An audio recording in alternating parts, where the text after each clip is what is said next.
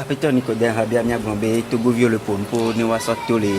Togo we chukara ke mbeje sokaka 90 mais que va trop zoom ezobibi gande le 2017 mais le août mai et mi bakoto la vandi wa mi va ton popo pododi céder à auto va don facilitateur loda et mi le grand yang povo wa kosira comme mi dia dia et le nya ganto muka mi le tote ko nya ko jima nona o na be optimisme nona optimiste gasia ga be nu kemi pan ko la nyo nya nyem do le ko bloneo jut be céder on la va blon nu buna mion mi be mi en réforme kengbe mi ayako mi be forme ba yakko d'après ko parce que fort au Togo vio plus de 1000-2000 personnes be va sikmedi et toi on doit accorder pour un temps doit accorder pour il be Togo vio be yo le bien retour à la constitution de 92 ben mi accorder pepe gamin avec Edoudi quoi be ne ba me Edoudi on et il le dit ne démocratie mon le Ghana yes ni technique le Ghana les indépendants Akufo-Addo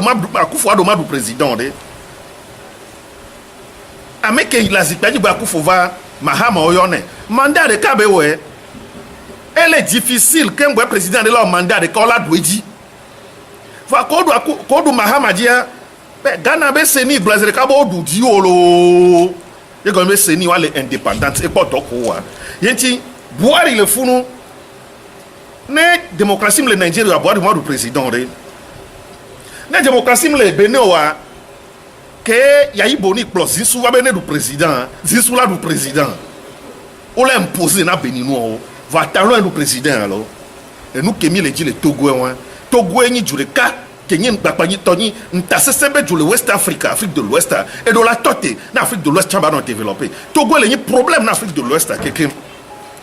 yentia mi le globé c'est dire au matin va glona mi be nya kemi bio mi matin wo et réforme mi ba over mi accord il y a un matin glona mi et nous gars kemi le jani be réforme hein réforme électorale réforme constitutionnelle institutionnelle la démocratie lo amekela temblo développement benyon ayakola no Togo ni so ba fi 170 milliards le port le funu for nya singbe ku no vio kwa le ko na port be directeur adenyo ba fi 170 milliards oku ebe do to ba so ga so sijo be mi matin no jumene no de vogambe mo wado nyon femme kweto mi nya fi ke gajo yo ben fort nya singbe complice de tout ça là bare apeton ko rabia mia no bene ni so ba sonya le keva yemi George na mia mi ko le coalition mo wale nke la gba ti trova vers mi le dingo oh y en a de pire les français mais on est PIRE pire yenga glopé Cameroun glo pire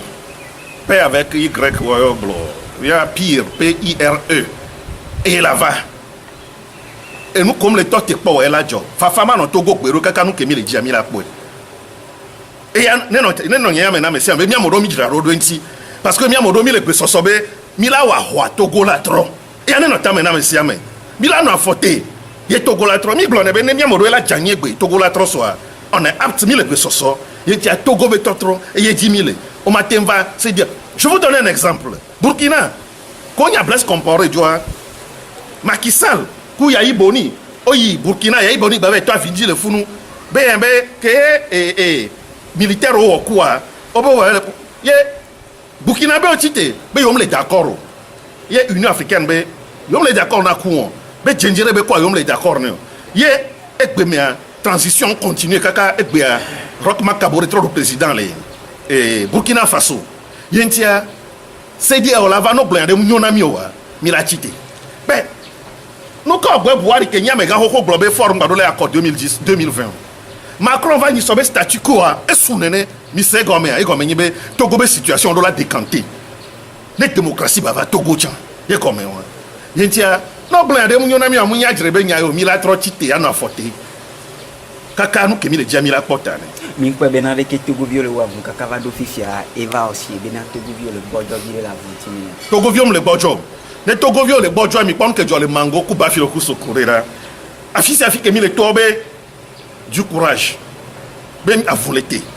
bojo bojo le more munyi be no ba ku militaire o kona ko oro kono ji me ke bojo for nya si we bojo wa we le fon ye no ku sojo ko oro kono ji re va poto le fon ye ntia Togo vi le pon le fon Togo vi la forte be nu ke la joa e pe la jo ne nya de la si o la gbon ni Togo vi o ke we le peji ke o achon o mtote avun owo e neige le jaga ke a o ba o le me o le wo ba fun bene Togo batro nya ke la si o la gbon ni Togo vi Togo be diaspora nya pe ke madona o vamos yo voter de dewe o Ghana le me Burkina Faso le me Niger le me Mali le me Nigeria le me Benin le me Côte d'Ivoire le me Gabon le me Togo be diaspora si agbe doko wa demi la fote wa we na o le pere omi anchi le gago me o le pere omi anchi le susu de gome o le pere omi anchi le mo fofofo ji ma da pe na o be no na fote mi ro la no ju mi la don fun aroto e dok mi ami le mi amomi le nkopo wa we java tudua président de la république o le wa me député o le wa me maire o le wa me ministre o le wa me directeur de société gangan le wa mo la vala va jira tu yaro il tiam le dakpe no il le bioso abobe le po le jira on gbagbojo alon gbagbojo na o no no mianchi ne mi adon ro toro beton que ya ma bia mi dakpe enye le dakpe na mi mi o le doji mi o bana do gbe